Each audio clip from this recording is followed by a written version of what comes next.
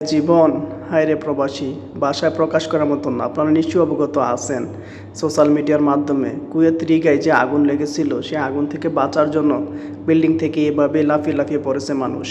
আহা, ইন্না লিল্লাহ। যার সাথে এই ঘটনাটা ঘটেছে একমাত্র সেই বুঝছে তার সাথে কি গেছে ওই দিনকে। আল্লাহু আকবার। দেখেন, পুরা বিল্ডিংয়ের উপর থেকে আগুন, ধোঁয়া, আর এখান থেকে মানুষ এভাবে লাফিয়ে লাফিয়ে পড়ছে নিজেকে বাঁচানোর চেষ্টায়। একবার ভাবছেন?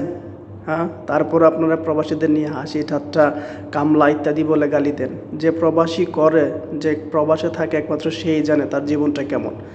ইন্না লিল্লাহ। আল্লাহ তাআলা জানে যে ওখান থেকে কোন মায়ের বুক জানি খালি হয়েছে, কোন মা জানি সন্তান হারা হয়েছে।